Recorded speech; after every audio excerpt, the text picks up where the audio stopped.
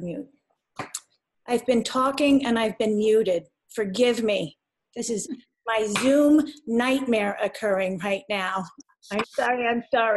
I want to give it a few minutes on purpose to let everybody come into the meeting. And I did have a little bit of a chat there. I don't know if it went away. Did it go away? It looks like it went away. I actually kicked myself out of the meeting. No. Yeah. Welcome. We'll formally get started in a minute or two. I'm really excited to be here. Thank you for showing up. Lisa, we're thrilled. Members of the Walking Book Club, welcome. A couple of housekeeping items before we get started. If you could, please keep yourself on mute so that we minimize the background noise. This is a Heart and Soul book chat, which is our third. We pair an author with a cause, and once we get into it, I think you'll understand why Feeding America is close to Lisa's heart. And now I'd like to introduce Lisa. Lisa is a New York Times #1 bestseller of not only Before We Were Yours, her most recent, The Book of Lost Friends, and is it 30 others, Lisa? Is it 32 or 33? With 32. 32. 32. So 33. Did before and after 33. 33? Yeah. That is amazing. I have to say that when I do these, I do research and I watch the videos, and it's an incredible, Lisa is an incredible human being, not only for the way she is able to bring her characters and history to life, but I hope as we go along in the next hour, you'll also get a feel for just her incredible kindness and genuineness, which I think is really woven throughout many of her books. From Tending Roses to Before and After, Lisa, you are a Walking Book Club favorite. So thank you. And now a couple of fun facts. Lisa, every once in a while, you'll get a Huckleberry report, and they're really cute, and it's Lisa's dog, and the squirrel patrol, and a few other things, but you have a really fun way of engaging through your dog. The other thing that I think is wonderful is Lisa is also the recipient of a civvies, which is given out to people in the community for their kindness, and it is so appropriate for Lisa. I would also like to, I hope this is okay, that Lisa does have a new role in her life, from daughter, granddaughter, author, mother. Now she is a grandmother, and it's a little boy, right? Little girl. I'm sorry. How old is she now? She's not quite a year and a half. Okay. So you're into the. We're into all of it. Yeah. That's awesome. Congratulations. So welcome, Lisa. Thank you so much for having me. I would love to, if it's okay, kind of get started with they're kind of two. I watched an interview with you, and the pooperoos that you have in the Book of Lost Friends. Can you share with us the tie back to your own family and why? I think it's kind of a perfect stepping stone for kind of seeing where your heart goes to Feeding America. So if you could share with us, I think our members would love to hear about that. Sure. So the pooperoo cookies, there was a cookie where the basic recipe or idea comes from.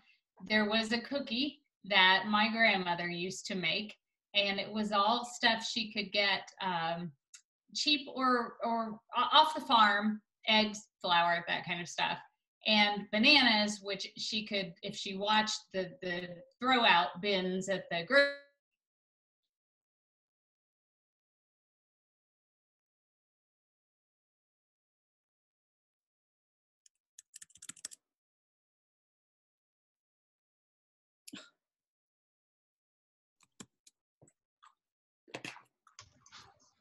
Oh, that was me. Hang on, that was my fault. My fault.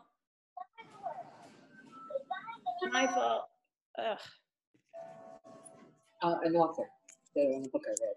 Okay. You all. No. But I don't know. They're doing it live from Rutgers. Okay. There we go. I'm sorry. It's okay. I'm sorry. I wanted to make sure we were all muted, and I muted you. My apologies. So if you could please continue. If you could back So, a few minutes. Yes, the pooperoos. Where did the pooperoos in the story come from? Two places. The cookie itself from my grandmother. It was a recipe she developed from things she usually had around on the farm that were basically free to her. Also bananas, overripe bananas, which she could get practically free at the grocery store. So that's where the pooperoos come from. She always made them purposely not overly sweet because she didn't want kids in her Sunday school and 4-H to be hungry, but she didn't want to encourage them to pig out on the cookies either. And so in general, she was against putting chocolate chips in them, but when she would come visit us, if it was a special time, she would actually put chocolate chips in the cookies, and then, she would limit how many you could have because then they actually tasted good. And where the idea of a teacher using them comes from, I grew up in the suburbs, so I grew up around people who, in the suburbs, everybody's kind of like you. They live in a house kind of like yours. Their parents have jobs kind of like your parents have. So I wasn't probably all that aware of that there were different ways people were living or different ways kids were growing up. But when my kids were little, we moved to a small town. And the thing about a small town is it's homogenous. It's not subdivided into groups of people who are all very similar to each other in income level and whatever. A small town is a microcosm of society. So your child is going to be on the ball team with kids who, maybe you're going home to homes with no food, or homes that, or maybe need a place to stay on Friday night because mama has a boyfriend over, or things like that. And so it very quickly became evident to me that school bus drivers were carrying boxes of Little Debbie's, or making peanut butter and jelly sandwiches and cutting them into quarters so they could give them to kids who were getting on the bus hungry. Teachers were keeping food in their file cabinets. It, very quickly became evident that a lot of kids were needy. We would have 7 and 8 year olds on Wednesday nights when we would teach Wednesday night Sunday school, grab 2 or 3 little sisters and brothers by the hand and bring them to the church, walk them to the church from somewhere in town, because they knew there'd be food there, and you'd catch them eating half of their snack and sticking the other half in their pocket, or asking, could they have an extra one for a brother, sister, mother, father, whoever was at home. So that, the pooperoos in the story and what the teacher does with them and why come from those 2 things. You told a cute anecdote about your son coming home and asking for an extra pudding, or was it? Yeah. So that was a few years, a little while, and I can't remember exactly how old, but it was one of their first years in school. And so he came home. He started the school year, and he would come home, and he would say, it very quickly became clear that standing in the cafeteria line was not the cool thing to do. That you wanted to have a sack lunch, because then you could get to the cool tables, which were all full if you stood in the cafeteria line. So very quickly we were into packing sack lunches. And he would ask me day after day, can I have another pudding? Can I have another cookie? And I'd be like, no, one pudding per customer in this house, buddy. You just get one. And finally, he was headed out the door one day, and he asked me again. And I said, no, why do you keep asking me for a second pudding? We one pudding per lunch per person. That's how we do it. And he said, well, you know, my friend doesn't have, his mama just sends a peanut butter and jelly sandwich every day, and that's all. And he said, I don't know why she doesn't put, you know, chips and a cookie or something in his lunch, but it's just a peanut butter and jelly sandwich. And we can split my chips, so that's easy. We can, you know, when you send a cookie, we can split it in half. But when you send a pudding, we only have one spoon, and one of us has to use our fingers.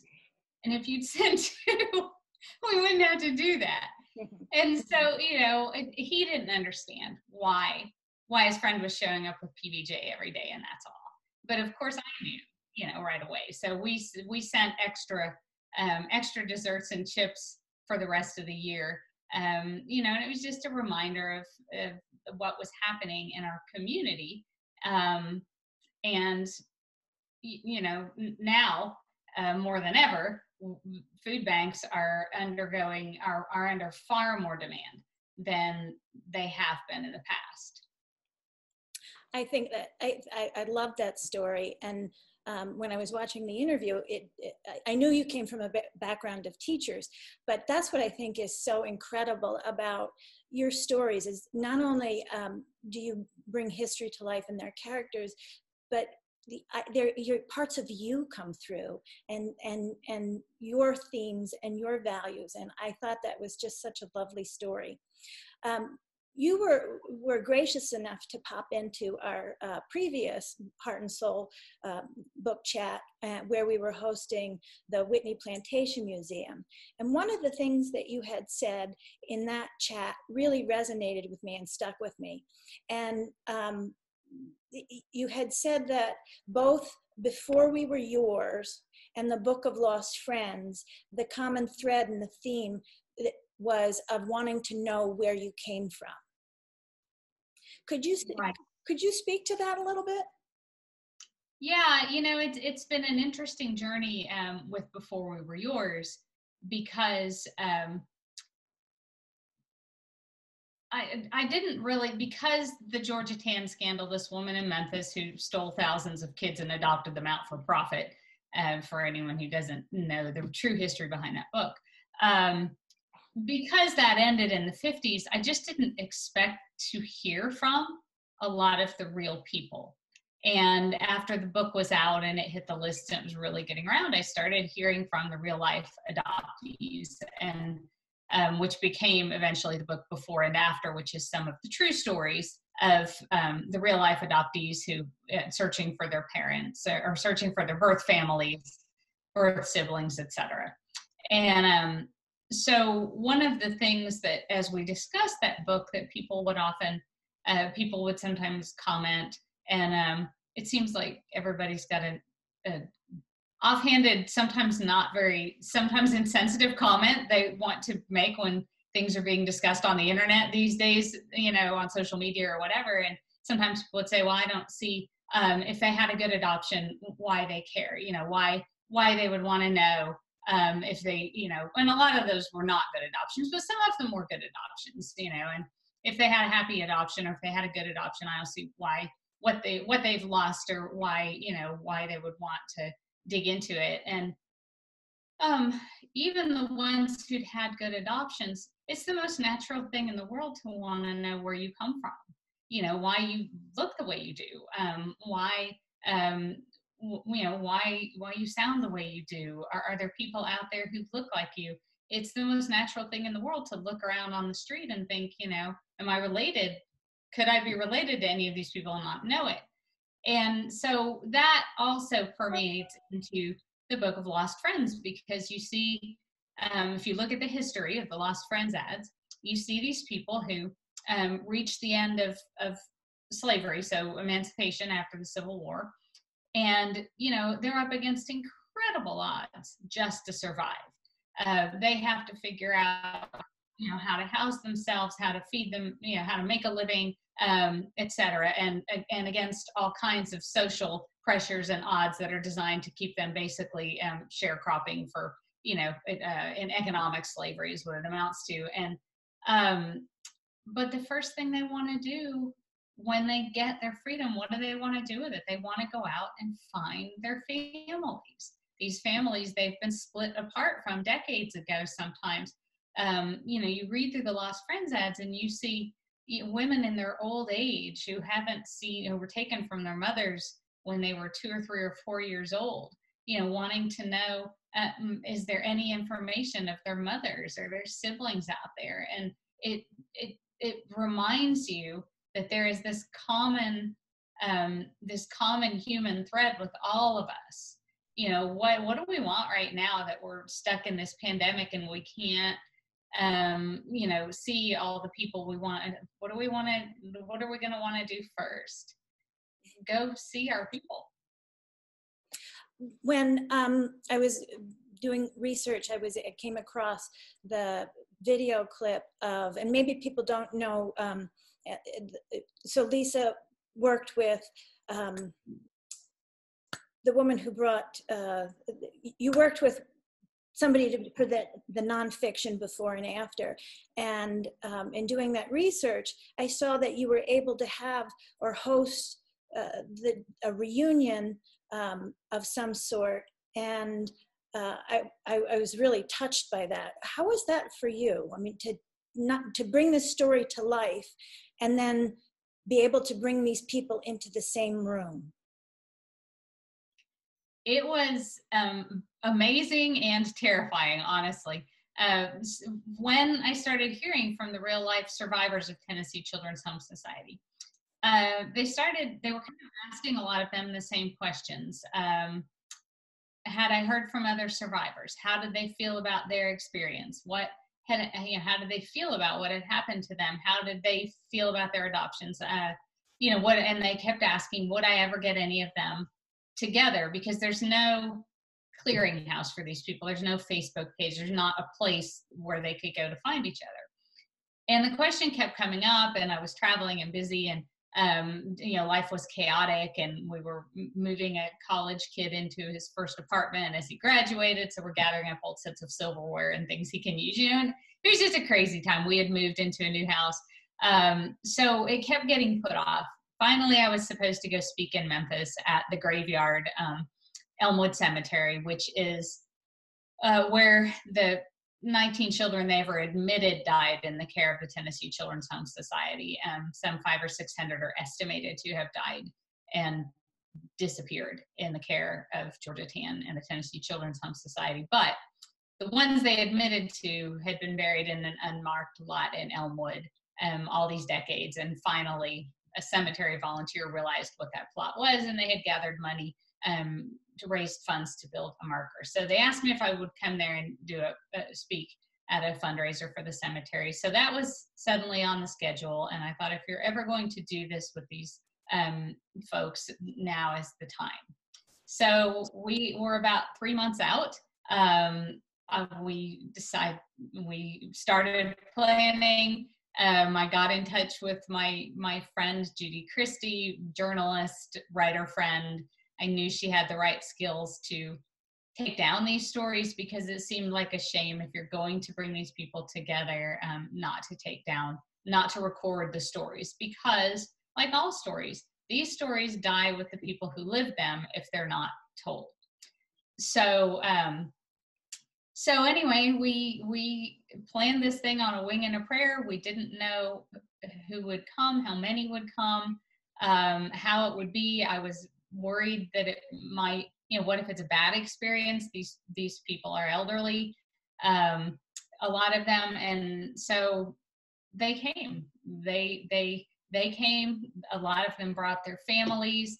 They brought what we call their adoptee Bibles with them, the ones who had searched for birth families, which is, usually a crate or a stack of photo albums or whatever with all their research, pictures of birth family members, their forged Georgia Tann birth certificate, their real papers from the state of Tennessee, etc. And they came, they brought their things, they arrived kind of shy and uncertain of how it would be and whether they wanted to talk about it. And by the last day of our weekend together, they got up at in the front of the glass chapel where the last book talk of this little weekend was, at Elmwood Cemetery, and sat up there and made a panel and told their stories to the audience. And one woman who's in her early 70s,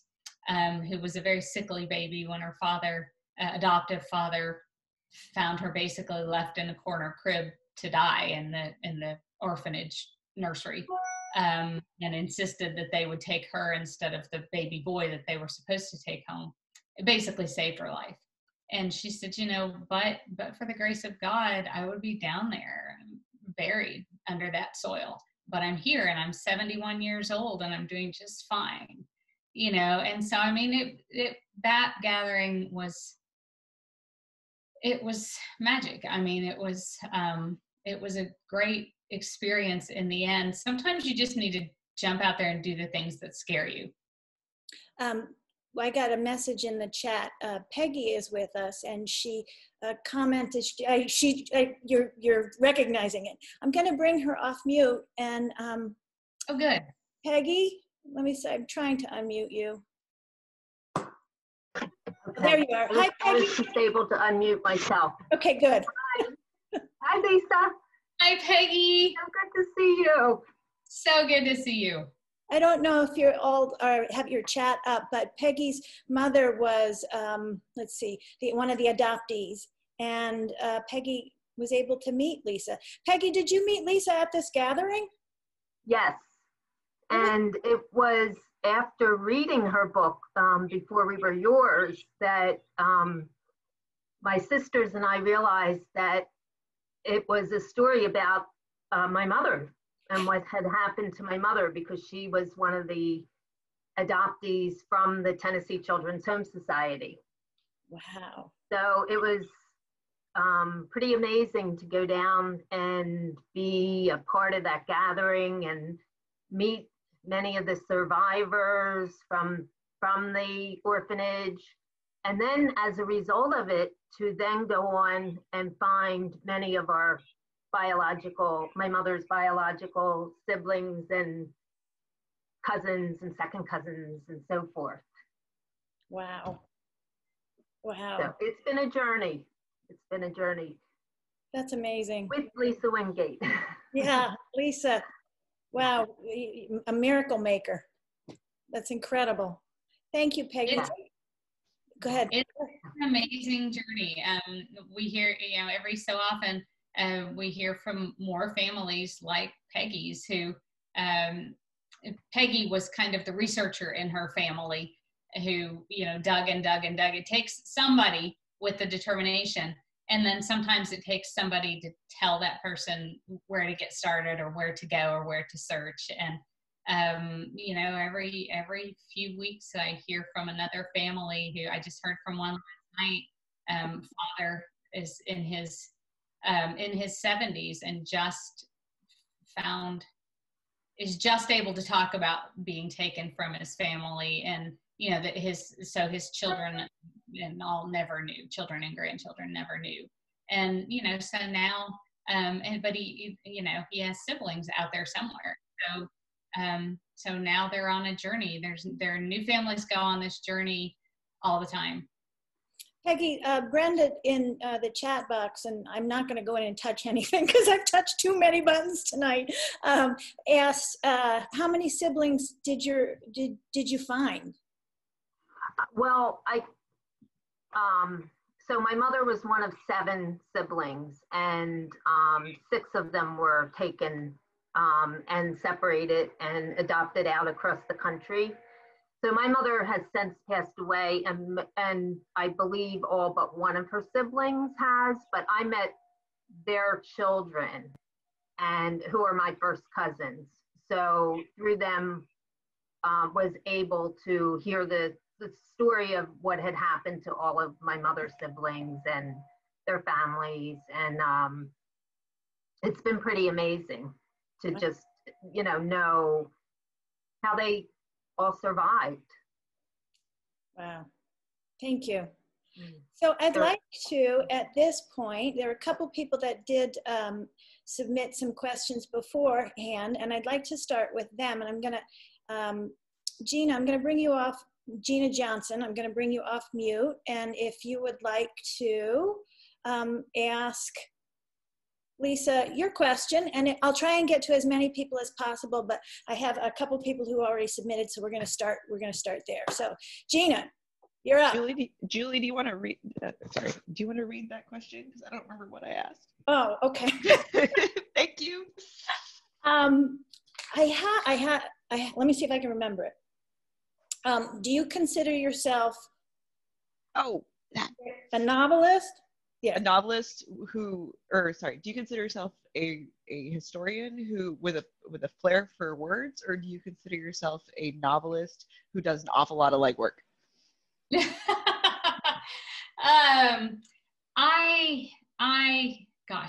I am definitely a history lover.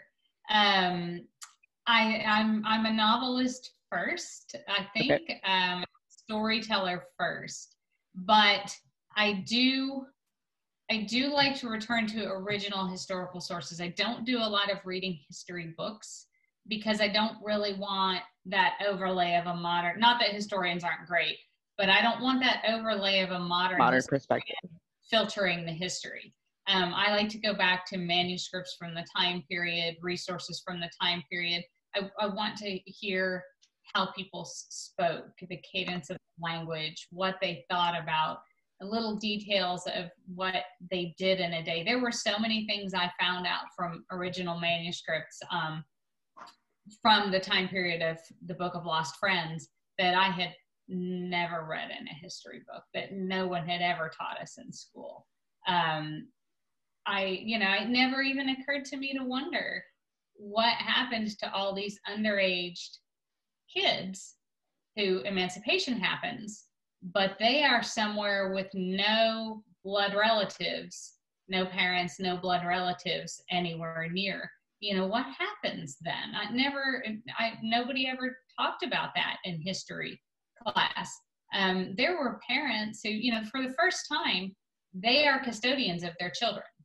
In the previous to that, they are not, they don't have any rights to their own children under slavery. Their children can be taken from them any day. They can't stop it. They can't protect their children.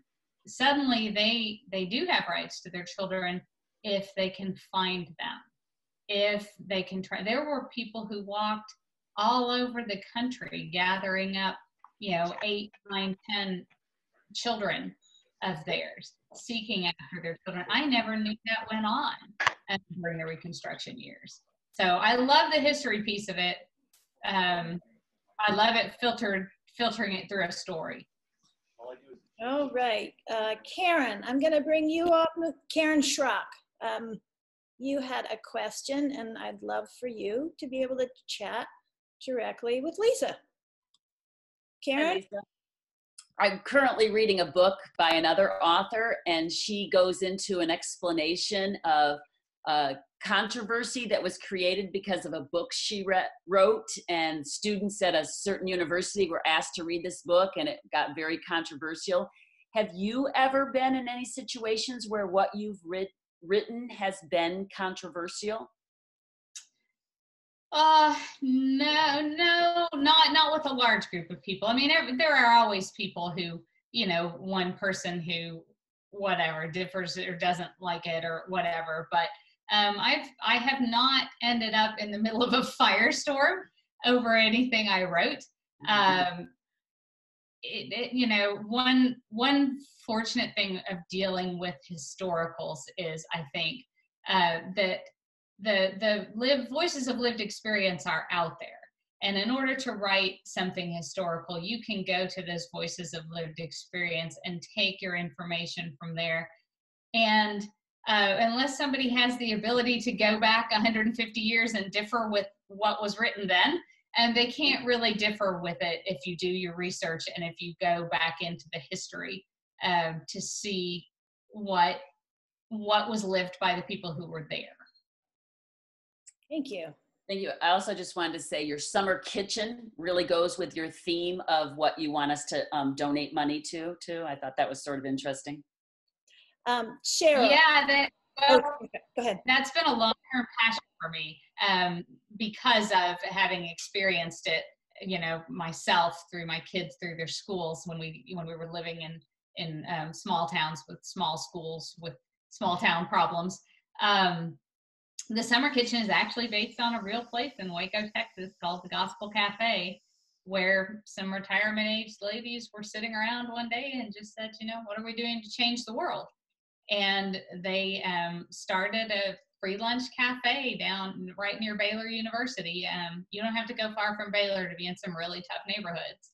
And for many years, they have provided this common table free lunch cafe where anyone who comes asking can get a real meal on real plates with real choices of what you want to eat, regardless of whether you can pay or not. Thank you.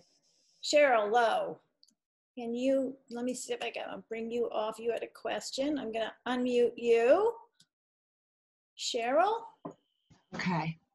Lisa, thank you for joining us tonight. It's been such an interesting discussion already. I want to know how your characters come to you, how you develop them, and where you get, you know, obviously we know you get the historical information, but where do the characters really come from?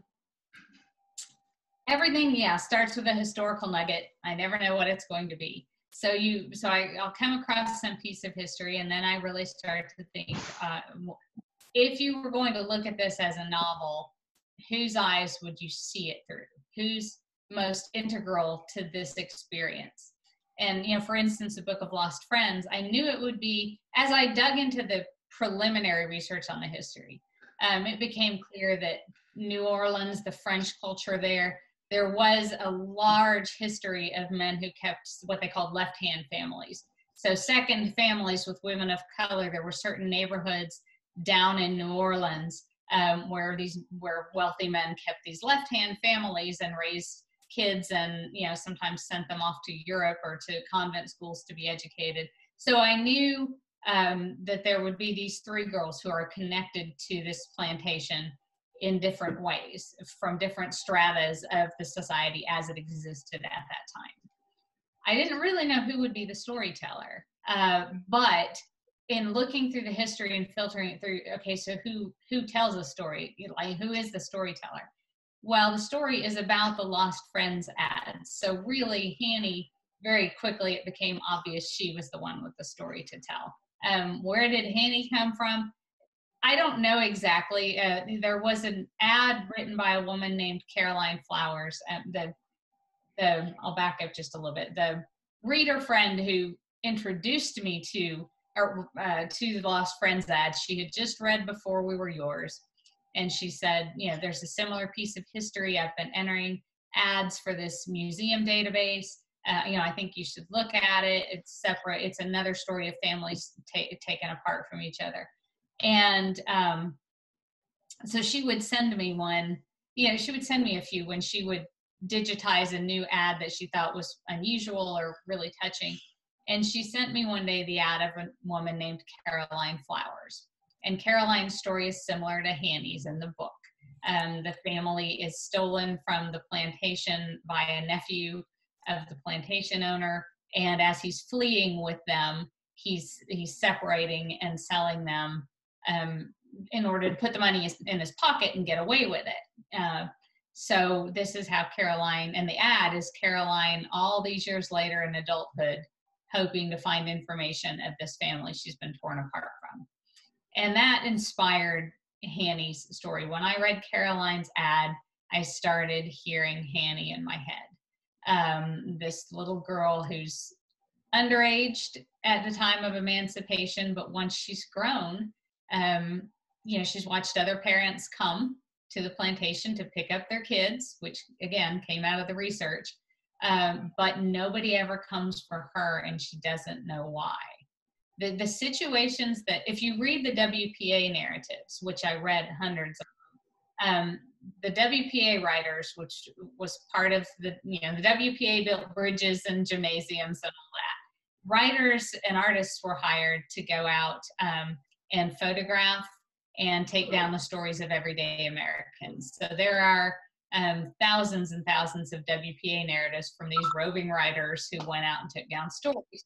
One of the things they did was interview the last survivors of slavery. So most of those people were children at the time of emancipation, because we're talking during the WPA is the Depression era, so the 30s.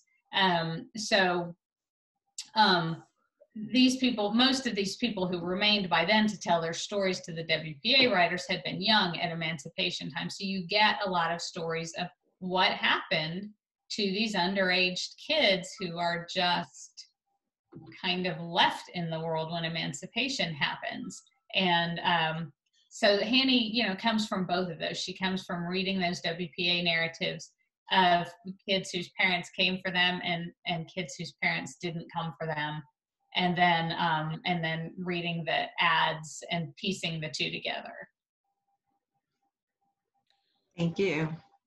Thank you, Cheryl. Thank you, Lisa. Let's go. Nancy, you had emailed a question as well, so I'm going to bring you off mute. Hi. Are you there? Yes, I am. Can you hear me? Mm-hmm. Okay, great. Sorry. First of all, I have to admit, Lisa, I'm the one who sent you that email about staying up all night and drinking lots of coffee and yawning at work. And I just, you responded, and I really appreciate that. But that your book is so beautiful and touching, and I'm telling everybody about it. So anyhow, my official questions are, other than I'm just a major fan, is that I was wondering which character was easiest and which was hardest to write about. Oh, wow. Well, first of all, thank you for that email, because those are the kinds of things that as a writer just make your day. Writing is something you do in solitude, but storytelling is something that's meant to be shared with other people. So the story isn't really complete. For one thing, every reader reads a different book. We all read through the lens of our experiences, what we've seen, what we've heard, where we come from, how we feel about things. So when I hear back from, each reader I hear back from, I'm hearing about a little different book, because your mind takes in the words, but then your mind brings in your own experiences to understand what the words mean. If I write about grandma's house, that's different for every reader who reads it, because your grandma's house, may be a big old Victorian house that smells moldy and musty, or it may be a condo at the beach, so it's always hearing from readers what the story meant to them is huge. It matters so much. I lost the other part of the question. Oh, the official question was the easiest and hardest characters to write about. Oh, okay, right. Easiest and hardest characters to write about in this book. Wow. Hannie was hard to write about because those realities are hard. When you do the research, when you read the stories and you understand the level of what humans can do to humans, some things you just rather not know.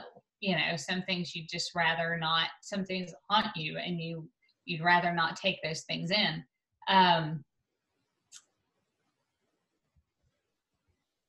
don't know.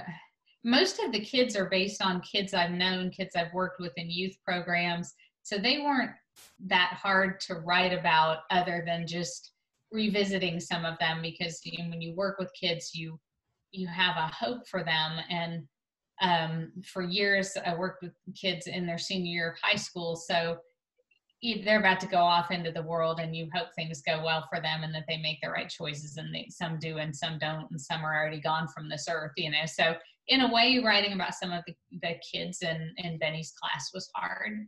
I guess Hannie was probably the hardest character to write about, just because there's the most detail in her story, figuring out how to tell it in a realistic way that was honest to the history, but that showed just, that wasn't cardboard, that showed Hannie's life in all its roundness and all its reality, and her most human desires for her family, and to have her history returned to her. You made her so brave. I say Hannie's my hero. Thank you for writing about her so honestly and bravely. Thank you. I loved Hannie, and I found that in a lot of the WPA narratives that, I guess in a way, it's proof that you don't have to return what you get from this world. Sometimes the world is not fair. That doesn't mean Hannie, the world has not been fair to Hannie, but she still has a sense of what is decent and right. And even though she doesn't always want to, she's compelled to do, what she knows is morally right. She has that strong moral compass, and I love that about her. That was a great question. Thank you, Lisa. Thank you for your honest answer. Donna Holland, you had a question. Can you bring yourself off mute? I can. See, I was telling you I could before I did it. Hi, Lisa. My name is Donna Holland, and I just want to say I think that you're a remarkable writer. I have enjoyed every book that you've written, and they all leave me with a little bit of something I didn't know before that always kind of stays a part of my heart. So that's quite a gift that you have. But the one question I wanted to ask you was, outside of the Book of Lost Friends and outside of Before We Were Yours, of all the other books you had written prior to that, which is your personal favorite story? That's so hard. That's like, which is your favorite child, sort of. I have things I like about all of them. My sentimental favorite will always be Tending Roses, which was my first big mainstream novel. The reason for that being that while if she were here to talk about it, she would differ. That difficult grandmother in that story really is my grandmother. The book is fiction. My family will have we're not as neurotic as the people in the book, but the grandmother is really my grandmother. The stories about her and the stories she tells in the book are really her stories. And it really was inspired by this point in my life where I was this new mom in the 90s. And, the 90s were the go and get and achieve and have the yuppie era. And so, everybody was saying, stay at work lots of hours, have lots of fancy things. And my grandmother was a counterculture to that. When she came to stay with me and the baby, she just wanted me to know how fast life passes, and that stage is gone really quickly. And, she would say things like, "Oh, Lisa, you have all your life to work, or you have all your life to buy a fancy car or something, but you have only a little while to be the mother of this young baby." And it was nobody else in my life, no one in the culture was saying that at this point, at that point. Stay down, enjoy it, take your time, it's going to be gone really fast. Before you know it, you'll be the one who's 85 and all those times are gone. And so, there's a lot of that in that book. There's a lot of that experience of kind of waking up to where you're at in your own life and seeing what it's going to look like years in the future. And I've been at it long enough now that now I'm the old lady in the grocery store line saying to young moms, "Oh, enjoy it. It goes so fast." Because the baby who helped inspire that book and brought those stories out of my grandmother, he said, "I have big hairy-legged grandchildren now, one of whom has a baby of his own." So, it happens. Well, I'd like you to know that Tending Roses is on my bedside table currently. And one of the 5 or 6 other books that I've read, the language of the Sycamores was my favorite so far. There's something about that book that spoke to me, and it was just an awesome book. Thank you. But I will get through Tending Roses. Between that and grad school, I will get it done. Thank you. Good. Good. It's been a joy to see that book get a new cover and come back around after all these years. Like I said, the boy children who were tiny then are now man children, and so that book's been around a long time. Lisa, you had put out, and I had shared it in our either on the Facebook page or in the discussion group. There was a promotion for Tending Roses, so I don't know if that's still viable. But if you go into the discussion group and scroll a little bit, there's a promotion for Tending Roses if you'd like to grab that. Okay, I think we've got time for one more question, and then everybody, I think I've covered everybody who submitted beforehand. Brenda Cardock. Are you with us? And would you like to, can you come off mute? There you are. I didn't remember that I submitted a question. Okay. So sorry. No worries, no worries. I have a couple of follow-ups myself, and one, somebody had actually kind of chatted in the book, in the chat box. Lisa was, a little bit of background, Lisa was inspired by a grade school teacher and then was connected with her in 2012. What was that like, Lisa? I mean, can you share with that experience? Because it's another sweet anecdote. Oh gosh, yes. I was inspired. My first grade teacher made a writer out of me. I mean, I always wanted to be a writer. I had an older brother who was a good writer, and you always want to do what the older kids in the family do. But we had moved to a new school in the first grade, and I was a shy kid, and it was up in snow country. We had moved there from Florida. And so it was my first introduction to indoor recess, which was horrifying because you had to ask somebody to play a game with you.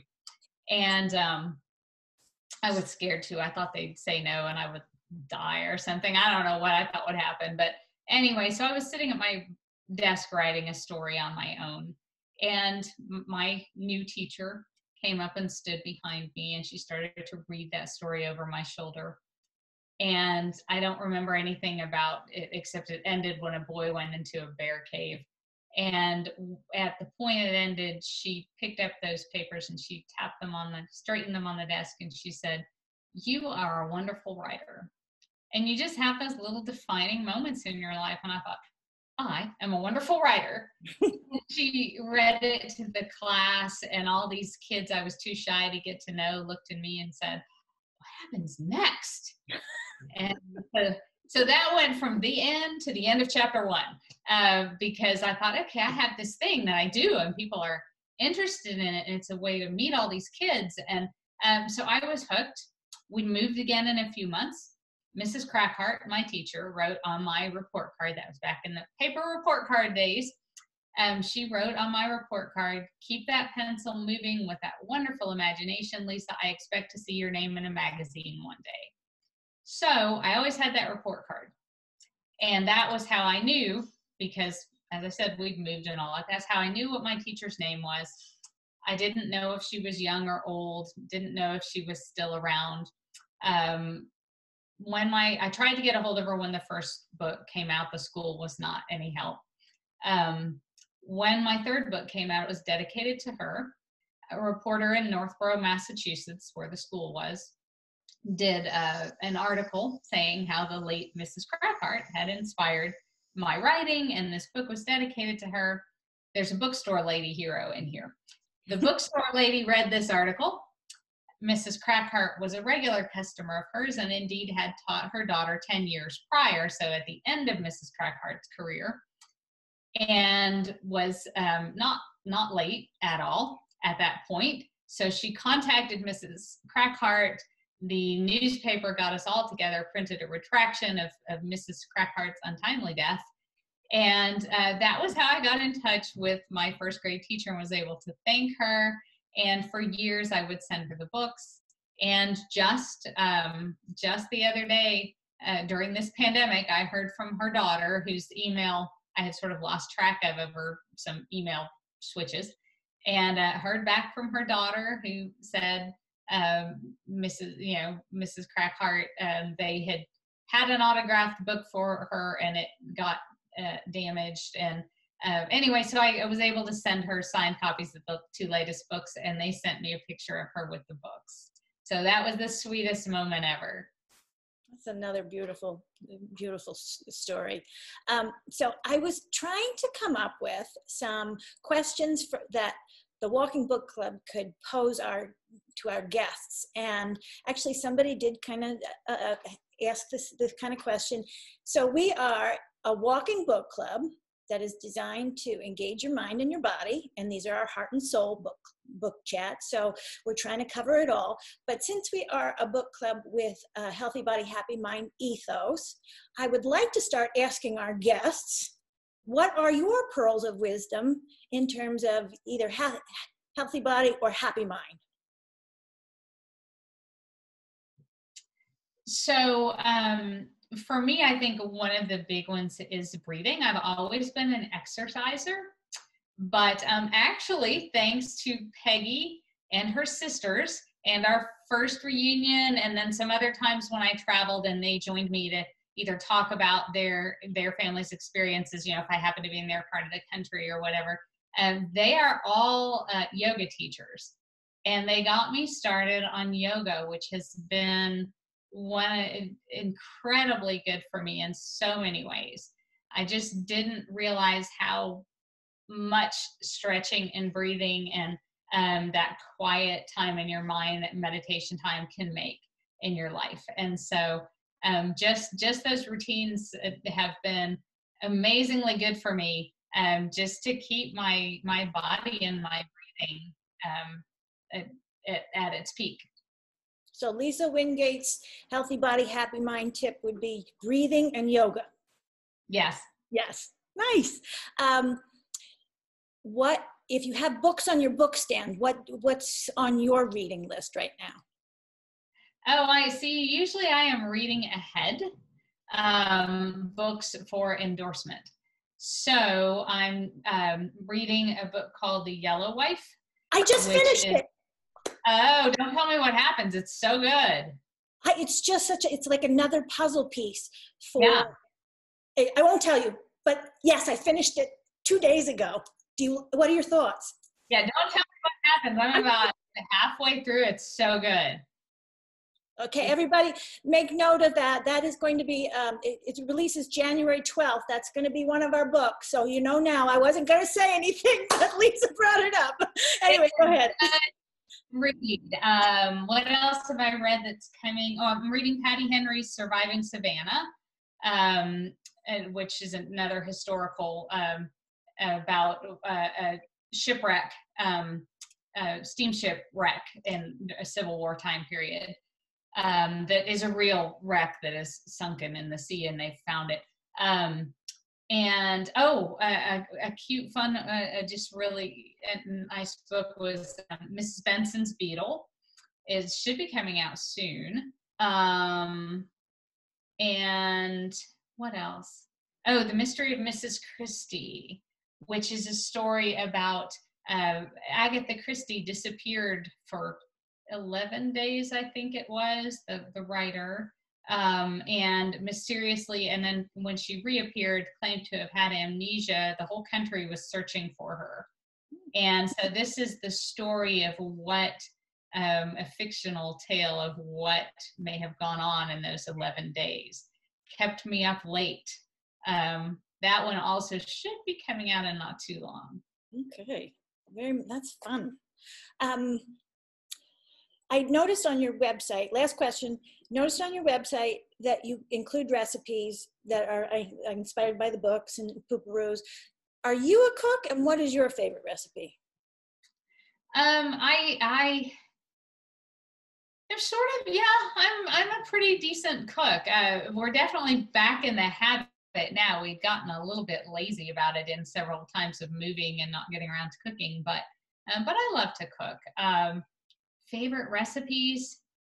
One of our favorites that we do for a lot of holidays is the apple bread pudding that I think is on the website. If not, it's on the Costco website because I did it. I gave it up to Costco recently to share with their newsletter. And that is one of my favorites. So good for Christmas morning or, anytime you're getting together for a breakfast thing with people. It's good any time of the day, but we've used it often for a breakfast. Well, when the time comes, we can get together as book clubs. We can have a Lisa Wingate inspired recipe. So thank you. The hour went fast. I want to thank you, Lisa. Your kindness and your genuineness and your ability to touch people's hearts is remarkable. And I want to thank everybody who came and everybody who shared. I apologize if I didn't get to your question. I hope we can do. Oh yes, one more thing. You always say you were in a committed relationship with another book before you diverted to the book of Lost Friends. Are you back to that committed relationship? No, that book will come out eventually, I'm sure.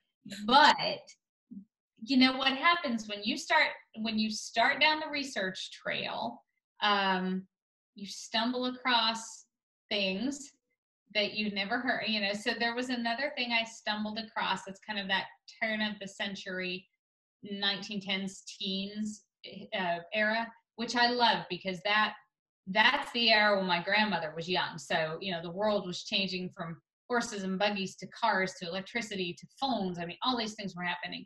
And so I'm sort of fascinated with that era, and it's a piece of history I'd never heard of from that era. And so that's next for me. Well, that committed relation that you were in that committed relationship that you were talking about. Yeah. Well, I hope that when it comes to, promoting it, that you'll come back and visit with us again. My apologies for the tech things in the beginning. I asked for the Zoom fairies to bless me, but I still have not figured all of that out. I promise, I'm still working on it. But thank you for your patience with that.